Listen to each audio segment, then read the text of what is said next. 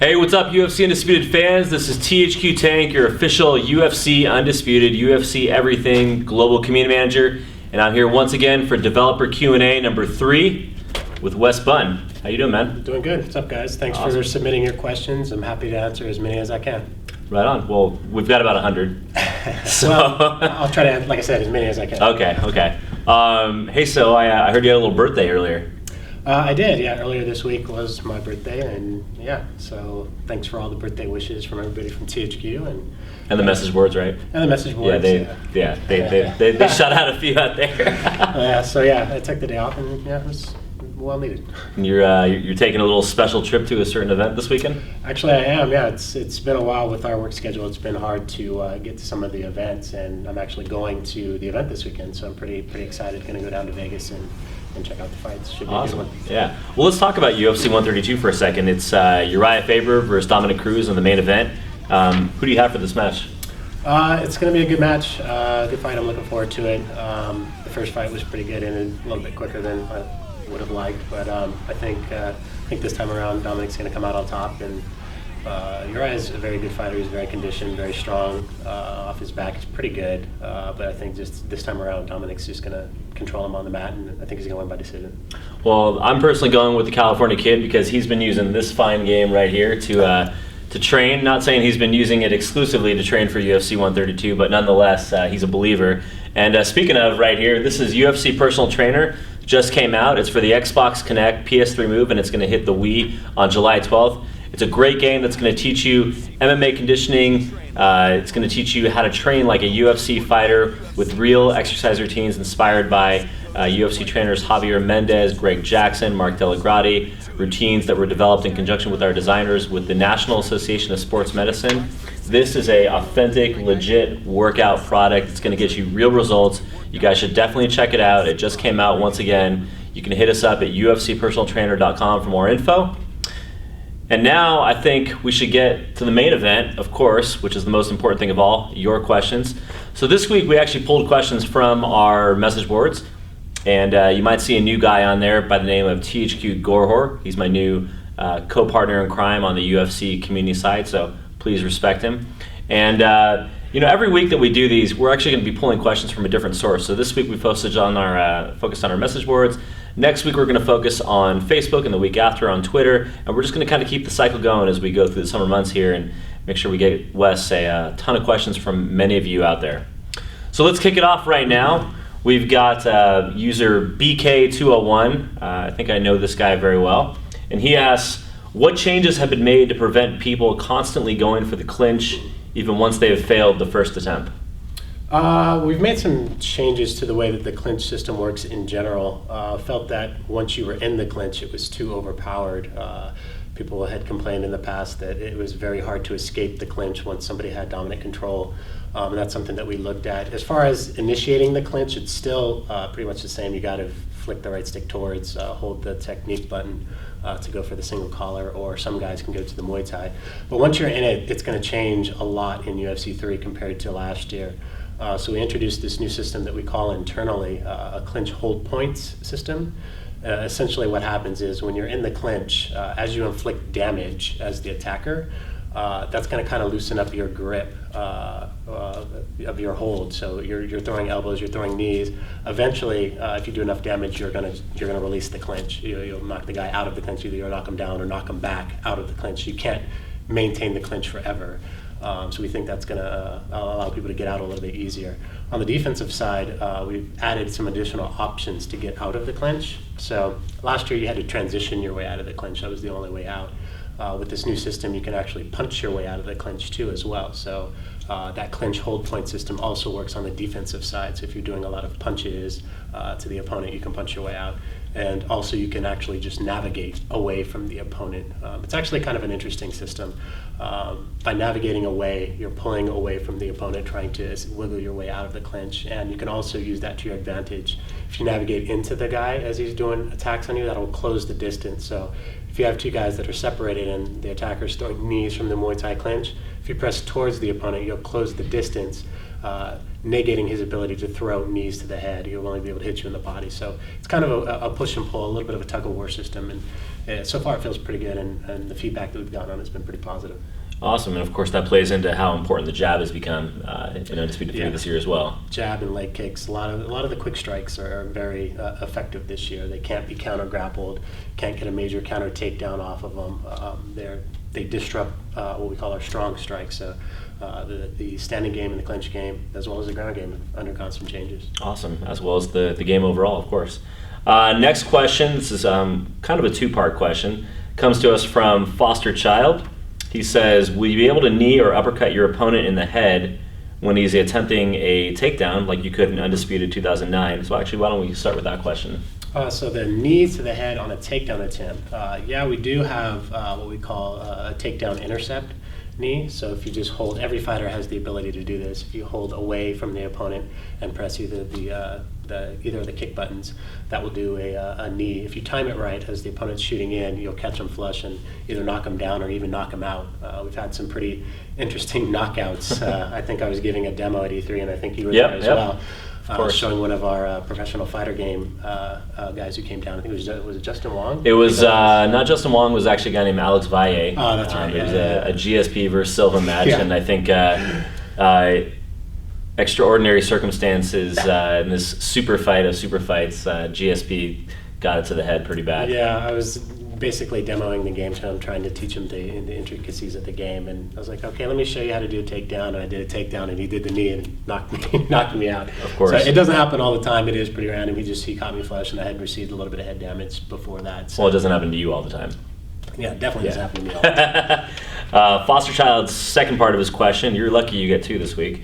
Can you use the cage when you're on the ground? Maybe you can talk a little bit about the cage improvements we've done this year. Yeah, we wanted to make the cage more effective this year. We made a lot of changes, added some new positions to the cage as well. So last year he had the ability to kind of clinch against the cage, double underhooks against the cage. You could even shoot in for like a double leg clinch against the cage. You see those positions a lot in the UFC. We also added two new positions on the ground. So when you have that double leg against the cage and you pull his legs out, you'll actually go to what we call the seated cage position. So we have a couple variants of that. So we have open guard, seated against the cage, and a half guard version where you're seated against the cage. So as the defensive side, you can kind of use that to your advantage to wall walk up the cage and help you escape.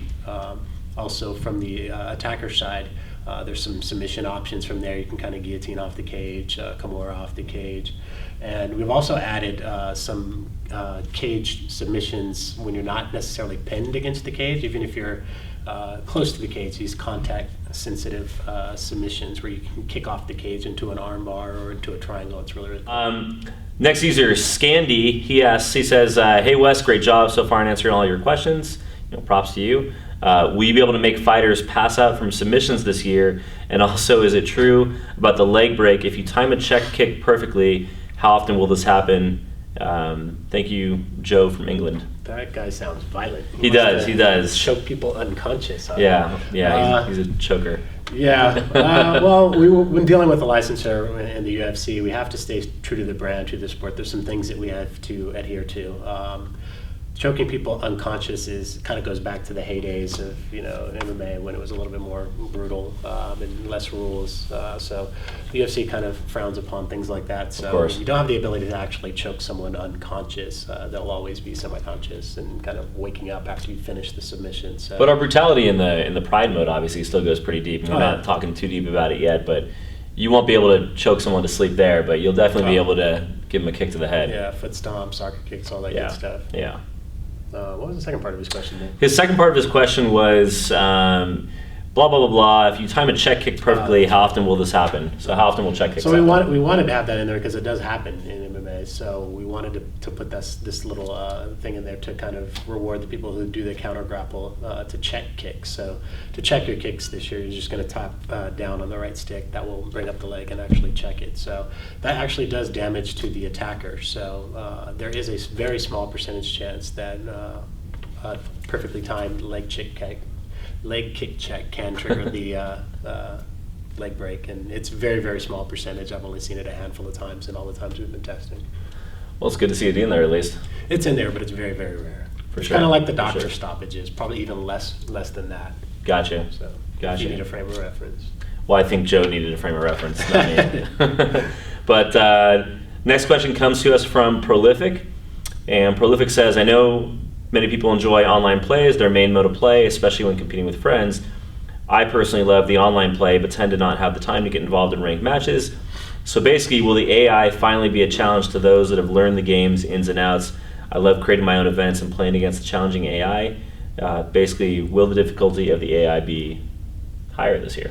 Yeah, that's something that we really looked at and wanted to improve this year as well too. We always are trying to make the AI act more human-like and more like a player and do things that a player would do instead of just beating you to the punch or beating you to the transition or reversing you all the time. So we did some things to the AI system this year that we're really happy with and the way that they've come out. Another thing that I personally wanted to see with respect to like the career mode, we're not going to go too much depth about it right now, but I didn't want people to be able to play through the career mode and go 50-0, 60-0, whatever it is, on the hardest difficulty setting. So with the changes that we made to the AI, it's going to be a lot harder to do that. I mean, me personally, I'm playing through a career mode right now, and I think I've lost maybe 4 or 5 times, and I'm on expert. And that also leads to the next thing. We've added another difficulty setting above expert, which we call the ultimate mode. So what you're going to see on those higher difficulty settings, the AI is going to do things like transition feint. Some of the advanced players know to use, start the transition to get the opponent to try and counter you and then complete it. The AI will use that tactic as well on you. It's something they didn't do in the past, and it makes it a lot harder, especially when you're playing against the And that's ultimately the difference between the pro and the amateur control that's in the game as well this year. Right. So the which is very cool. Yeah, the pro controls will allow you to still do those transition feints, and the AI also does a lot of like strike feints and strike cancels and things like that too. Yeah. So. I think on that note, it's also important to remind all of our UFC fans out there that UFC Undisputed 3 is still the best of 09 and 010 and then some, and we haven't taken anything away. And though we've kind of mentioned trying to make the game a little bit more accessible, that's just the amateur control. But for everybody out there who's familiar with 09 and 10, you're going to step right into pro control, and it's all going to be exactly as you remember it. And I just think that's a great thing that fans really need to understand, that we're not taking anything away. We're continuing to layer on the great game that you guys have come to know and love, and why you're watching this video. Yeah, I was just going to add to that's something that we always say. This is 5-6 years worth of development. Right. This is the game, the best of the 3 games in my opinion. It just plays the best. It's so much fun, and we have a blast playing it around the office. And I hope you guys enjoy it when you get your hands on it. Yeah, I mean, Madden 2001 wasn't as good as Madden 2012 or FIFA or NBA 2K, But we're not here to compare sports games today. There's no excuses in the UFC, that's for sure.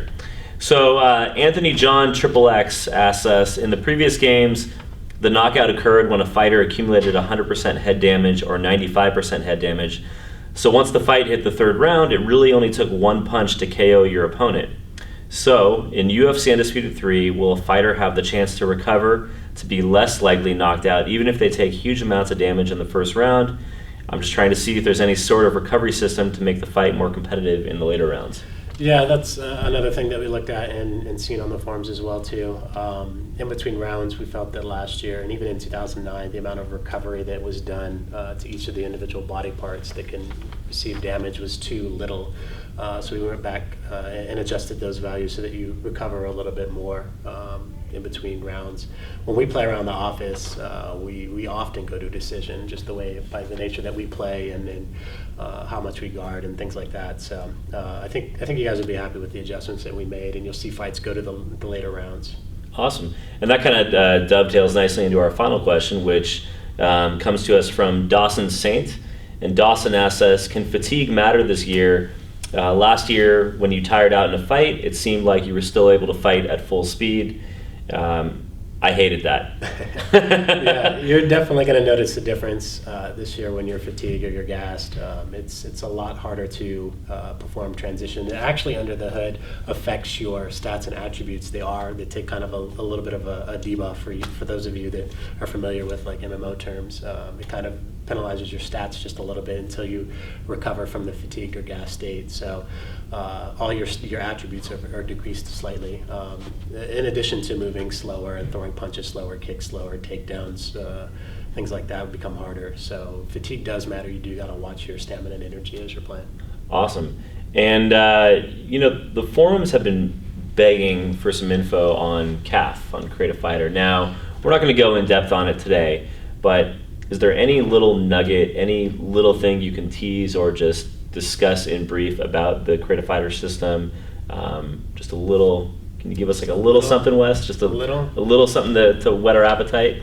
Let's see. One of the things I probably should mention that I know you guys. I know we said it last year, but this year we went really back to the drawing board with the way that we've done career mode and the way that we did our CAFs. We really wanted to make sure that this didn't happen this year. There will not be super CAFs this year.